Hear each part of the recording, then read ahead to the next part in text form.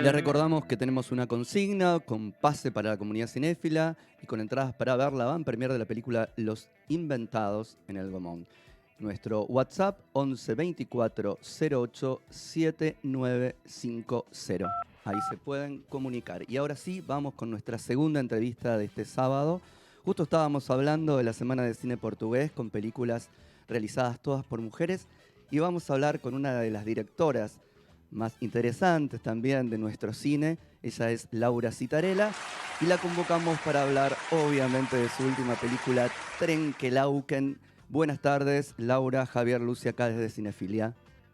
Buenas, ¿cómo les va? ¿Cómo va? Primero y principal, a ver, ¿por qué Trenkelauken? Yo sé que vos lo contaste en algunas de las entrevistas, pero me parece empezar con este inicio y después seguimos porque Trenkelauken da para hablar tanto como su duración. Bueno, sí, básicamente porque mi familia es de ahí. Y bueno, es un lugar que, más allá de que me gusta estar ahí, de que pasé mi infancia, o sea, yo no me crié en Trenque, no nací ahí, yo nací en La Plata, pero mis padres son de ahí, mis abuelos, mis primos. Entonces, digamos que yo los veranos de mi vida los recuerdo ahí. Y conozco muy bien la ciudad y conozco a mucha gente y también conozco mucho sus hábitos. Entonces, también esta película era una forma como de retratar eso y obviamente en el marco de una película completamente ficcional, con un guión que nada tiene que ver con la ciudad, pero sí con elementos de la ciudad, que por ejemplo, bueno, la radio, como casi como si todo eso que forma parte de la ciudad hubiera sido como el puntapié inicial para un guión, ¿no? Como que ayer justo en la Lugones nos preguntaban por eso, por qué habíamos elegido ciertas locaciones y yo decía, es exactamente al revés, es un lugar que conocemos mucho, que yo siento muy cerca y que cada lugar que yo conocía era un elemento posible para escribir el guión. Eh, Así que bueno, eso. Por eso Trenque. Le contamos un poquitito, para los que no leyeron, no vieron todavía, Trenkelauken, una mujer desaparece, Laura, porque esta es la película de las Lauras, podríamos decir. Laura se va, o Laura va, Laura no está también, para empezar a pensar en canciones que hablan de Laura, pero digo, Laura desaparece y es de alguna manera contada por dos hombres, y después también nosotros en idas y vueltas temporales vemos cómo transcurrió ese tiempo en el que Laura fue a Trenkelauken como bióloga a investigar y a tratar de encontrar algunas especies y como un laburo, y ese laburo que se entronca con la radio y ese laburo que se encuentra con y se entronca con algo que aparece en la laguna. Y bueno, hay algo de la máquina de narración, de la máquina narrativa, que es como asombroso. Es asombroso en Trenkelauken y es asombroso en el Pampero Cine, digamos. Hagámoslo extensivo. Hay algo de ustedes en el que la narración va y no tiene límites, no tiene cierre, continúa de una manera increíble. Digo, lo de la máquina de narrar lo traigo de la literatura para incorporarlo al cine. ¿Cómo viven ustedes eso de narrar sin límites? ¿Qué sé yo supongo que hay hay como en principio somos todos, digo, muy lectores, qué sé yo, sí, venimos todos un poco de la literatura, cada cual con su experiencia, ¿no? Pero digo, como justo el otro día hablaba con alguien que después de muchos años, después de que fui madre y qué sé yo, volví a leer mucho y me doy cuenta que es una especie de, un espacio medio de meditación, de paz, ¿viste? Y que lo viví mucho cuando era chica, mucho en la secundaria, mucho durante la facultad. Y hay algo de eso que bueno, que aparece, supongo, en las películas que hacemos, que tiene que ver con esas estructuras, eh, en este caso de la novela, ¿no? Como Ujú. que tiene una estructura como muy de novela. Después también hay otra cosa que es como una especie de contagio entre nosotros de cosas que nos van gustando y que se van pareciendo y que se van emparentando. eh, en algunos casos hasta trucos, uno podría decir, como cosas que ya sabemos que cuando no funcionan, ya probamos en otras películas cómo eso podía funcionar. En Ujú. algunos casos al revés, tratar de probar de maneras diferentes a otras de nuestras películas, de probar estructuras.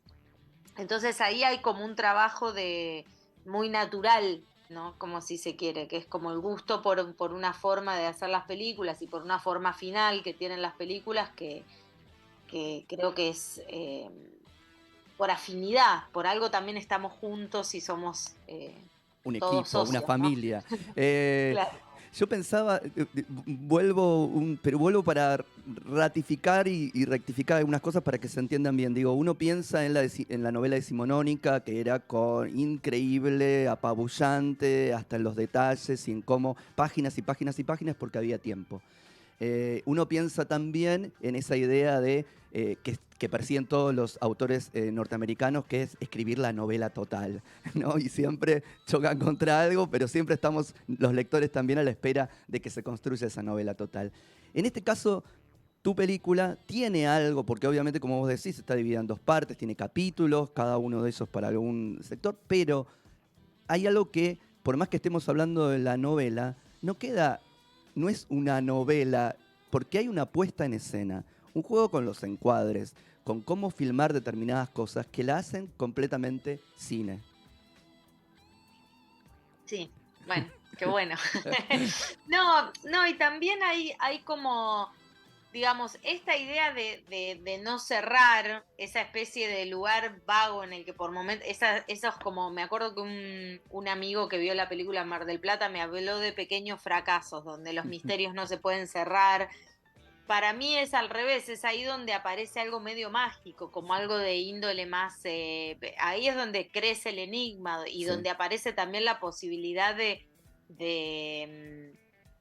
bueno, el cine moderno, que es como una especie de diálogo directo quizás de los espectadores con los materiales, entonces en esos huecos donde se producen como lagunas, si se quiere, o donde no se puede nombrar el misterio, donde no se puede definir o donde no se puede sintetizar lo que pasa, me parece que ahí es donde pasa otra cosa. Y creo que eso es algo muy de la experiencia de la literatura, de cuando uno lee una novela, digamos, o una estructura así grande, pero también hemos aprendido, y ahí pongo toda la historia del cine sobre la mesa, a trasladar eso a una forma del lenguaje que no sea verbal, que sea pura imagen, que donde la dramaturgia también, digamos, impregna a los actores, donde los actores también son como elementos de la imagen, pero también están en elementos de narración. Entonces todos esos descubrimientos que no los hicimos nosotros, que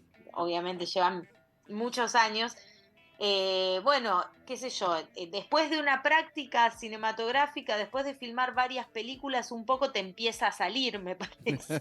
Es como, claro, había una cosa que me contaba Rodrigo Moreno, el director de cine, que es amigo, y me decía que él en un momento se puso a estudiar mucho a Ozu y que contaba que Ozu eh, había sentido que encontró su forma de filmar y su estilo en la película número 37. Claro. Entonces vos decís, claro, la realidad es que ahí hay una gimnasia, ahí hay una forma de trabajo y una continuidad que en un momento, bueno, naturalmente empezás a poder dominar mínimamente ese lenguaje, ¿no? Como usarlo, expandirlo, romperlo, ir más allá, más acá, ir a lo clásico de vuelta, digamos. Me parece que eso es no, en mi caso, y creo que de mucha gente que me rodea, tiene que ver con haber hecho muchas películas Mm. como directora o como productora, pero digo, te empezás a acercar a la materia de una manera que empezás como a conocerla bien y a poder trabajar con eso. Y acá me das pie con unas cosas que estabas hablando que tiene que ver con lo natural, ¿no?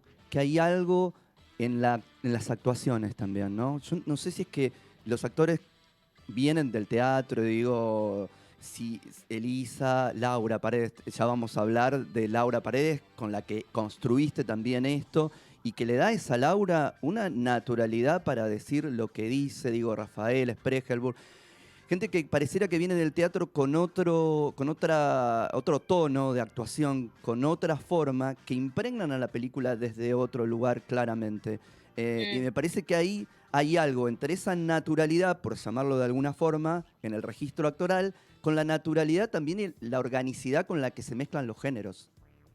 Saltamos Sí, el romance, el thriller, el fantástico, que eso también quiero hablar después un ratito del fantástico, digo, pero se mezclan tan orgánicamente. sí, me parece que más que vienen del teatro tiene que ver con como con un lenguaje que aparece en esta película. Eso sí me parece que es algo, pero no digo que aparece porque fue una película que se hizo muchos años y que se trabajó mucho y mucho tiempo con los actores. Y Mm, el descubrimiento de cómo tenían que actuar llevó mucho tiempo y de hecho hay un montón de material que no está bien y que no está en la película, ajá, porque había como un camino equivocado, porque era una película donde había muchísimos misterios, abundan los misterios, eh, y empezamos a trabajar el misterio a partir de la actuación, lo cual en una película, en otra, qué sé yo, en La Flor por ahí hay momentos donde ir al género es algo que viene bien. En, no sé, alguna de las películas de Alejo, sí. pero en esta película había algo de que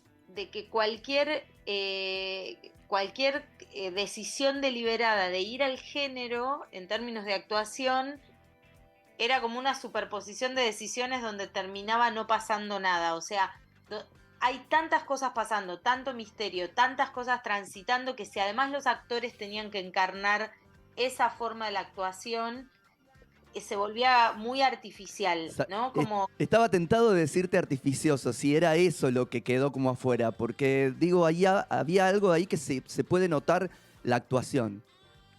para Pero mí, bien, para mí la película empezó a funcionar cuando tomamos la decisión de que la actuación, salvo quizás en el caso de Rafael, que igual es un personaje que hace un camino, y por ahí en el de Lisa Carricajo, pero tampoco, pero cuando nos dimos cuenta que eran personajes que a los que primero no teníamos que juzgar ujú, y que, digamos, que se movieran por la emoción, por sentimientos, como que incluso la película juega con eso. Cuando aparece el personaje de Lisa, que vos podés pensar es el estereotipo de una especie de médica mala, y después entras a la casa y tienen esa especie de familia que es hermosa, esa posibilidad de vida que es como una especie de isla dentro de la película, o lo mismo Rafael, vos podés pensar es el estereotipo del porteño, no sé qué, y después lo ves que él se empieza a dar cuenta que en definitiva ella lo dejó, digamos, ella se se fue y fue. lo abandonó Sí. y que él no forma más parte del universo de ella, y eso también lo ablanda y lo vuelve un personaje que uno empieza a comprender. Entonces hay algo de eso que no sé si tiene que ver, leía una crítica que hablaba del humanismo, no sé con qué tiene que ver, pero que es un tono muy blando, muy de personajes que incluso tratando de esconder sus sentimientos, en un momento son nobles, como tienen corazón, y eso aparece en la película. Cuando empezamos a trabajar más con eso, con la posibilidad de que, por ejemplo, Laura y Ezequiel se enamoren, se den un beso, digo, con las partes blandas de los personajes, me parece que aparece esa forma de actuación que es otra cosa, que yo también lo veo, ¿no? Y aparte que es que mucha gente me preguntaba, hay mucha improvisación, ¿no? Porque se lo ve todo muy natural. Y no hay una coma de más ni una coma de menos. Digo, los textos están, de hecho, yo en ese sentido soy medio, medio loca, ¿viste? Como algo de, no, acá dijiste tal en vez de tal, no cambies las palabras. Digo, hay algo ahí como para mí que que el texto no se puede ablandar. Sí la actuación, pero no el texto. Y esa combinación de un texto que dice cosas tan concretas con una forma de la actuación que no necesariamente es más impostada o como decíamos antes, o puede ir hacia algo más artificial, creo que llega a un lugar muy particular. Sí, sí, totalmente. Y eso me parece que es como una continuidad que quizás también tenga que ver, como vos dijiste, con todo el tiempo que tuvieron para filmar y para hacer la película, para pensarla y para ir armándola en un punto. Pensaba también que claramente esta es una película que cuenta historias de mujeres, mujeres que se cuentan y que son contadas por Mm. hombres o por mujeres también. Eh, pero también donde la erótica pasa por la palabra, ¿no? Esas cartas que encuentran, que pueden ser subidas de tono según quien lo vea o lo deje de ver, según los pruritos de cada uno, pero donde no está lo sexual de los cuerpos en un punto también, ¿no? Quizás se llega hasta el beso, quizás se llega hasta un abrazo en la pareja de Elisa Carricajo y de Verónica Ginás, pero no más que eso, la erótica pasa por la palabra. Sí, eso es verdad. Eso también hay algo de eso, como los personajes se enamoran, digamos, no solo de la palabra, sino de la experiencia. Como que los personajes se enamoran o se juntan o se encuentran o se quieren trabajando juntos, teniendo aventuras juntos, leyendo juntos, elucubrando historias. Digo, casi como si el amor y todos esos ejercicios para mí no tuvieran como diferencia, ¿no? Como de hecho es mucho, siempre lo digo, es un poco como trabajamos nosotros, que somos una especie de gran familia real, donde que yo ahora justo en este momento los eché, pero está Ezequiel, que es actor de la película, que es mi marido, con mi hija, con el hijo de Chachi, que lo estamos cuidando, pues Chachi, Laura Paredes, Vale. está con una función de teatro, o sea, como que hay una especie ahí de mezcla de vida cotidiana, trabajo, experiencia, literatura, que se confunde, pero que es una, por ahí es una mirada que tiene como la película, ¿no? Como casi como si las aventuras fueran las que llevan el amor a lugares inesperados también. Y en ese sentido me parece que los personajes de Laura y Ezequiel se agarran de esas cartas para poder ir a esos lugares del amor, a donde te lleva la literatura, donde te lleva eso, el relato. Sí, sublimar quizás lo sexual a través de eso. Laura debe estar en Las Cautivas con Lorena Vega, si no me equivoco, que Sí. también, no ahora, porque no tiene que seguir escuchando el programa, pero otra hora que invitamos a ver. Y traemos a Laura, digo, desde Ostende para acá, ese personaje que ustedes he leído, que dicen que es como una especie de continuación de esa otra Laura, que en todo caso era la observadora y acá está como en otro lugar, y hay toda una construcción entre ustedes dos para armar todo este guión, para construir ese personaje y los demás, me imagino. ¿Cómo fue ese laburo? Sí, era como una idea, también, uno también toma decisiones, por lo menos yo, por ahí no sé si todo el mundo, o por ahí el Pampero Cine, tenemos como pequeños caprichos, que es como si yo siento que me gusta trabajar con Laura, hicimos Ostende, quería seguir trabajando, inventemos una saga, pero esta dupla está funcionando, eso también lo que decía antes, como la amistad, el trabajo, está todo mezclado. Entonces, digamos, fue como muy natural tomar la decisión de trabajar juntas porque nuestro vínculo más allá de trabajar excede eso. Mm. Digo, está la amistad y como decía antes, casi una familia. Entonces fue muy fácil y muy natural. Y después también lo que empieza a pasar es que eh, digamos, ella, gracias a poder trabajar con la propia actriz de la película y estar escribiendo y leyendo las escenas en voz alta y probando cosas, vas un poco también configurando ese personaje. Más allá de que era un personaje que ya un poco lo conocíamos porque era el personaje de Ostende, que es un personaje muy curioso, que está todo el tiempo observando, que está todo el tiempo como reconstruyendo la realidad a modo de ficción. Eso, digamos, había que trasladarlo a una película mucho más compleja, con muchas más ideas que Ostende. Entonces, un poco la clave fue, creo, estructurar como esas ideas dentro del relato, pero fue algo bastante fácil porque no, era como que nos teníamos a mano, digo, yo la directora, ella la actriz, había algo ahí que todo el tiempo circulaba, y para mí esa forma de intercambio es medio una clave para trabajar también, como que a mí me cuesta un poco pensar, fantaseé muchas veces como en el trabajo en soledad, con el trabajo en soledad y después me doy cuenta que el rebote del otro y cómo el otro te da vuelta algo que vos decís y vos le das vuelta y esa circulación de ideas es algo que me interesa en particular para trabajar. Y algo, la última, porque no quiero dejarlo de lado, porque a mí me está pasando que en el último cine argentino encuentro como el fantástico, lo fantástico está entrando, ¿no? No el realismo mágico que es literario y cuando se quiere trasladar al cine es lo oprobio, es como lo peor. Pero sí lo fantástico, digo, tengo larga lista de películas, de Piedra Noche, la de Maximiliano Schoenfeld, hay un montón, digo, las del grupo de Santiago Loza también, que están entrando por ahí, por donde aparece lo que en la literatura Cortázar escribía desde la cotidianeidad, aparecía algo de lo fantástico, sin resoluciones, sin explicaciones. Y acá, por lo menos casi toda la segunda parte de Trenkelauken entra por ahí, ¿no? Mm. Sí, es algo de la contemporaneidad también, pues yo me acuerdo cuando escribí el primer tratamiento de Trenque antes de escribir el guión, escribí como un tratamiento y lo mandé a un fondo, lo apliqué, y en ese momento por lo menos 3 personas de diferentes lugares del mundo que yo conocía estaban aplicando películas con monstruos aparecidos, o sea, bueno, estuvo la película de Aleph Fadel, Ah, aparecieron los monstruos de repente todos juntos en todo el mundo y me parece que así es como funciona la contemporaneidad, ajá. que mucha gente dice, ¿tenés influencia? No, ni idea, yo ni sabía que tal estaba haciendo una película sobre eso. Entonces, no sé si es solamente el cine argentino, quizás sea algo más general. Sí me pasa que veo en esos ejemplos que mencionás y en las películas del Pampero Del Cine, Pampero, sí.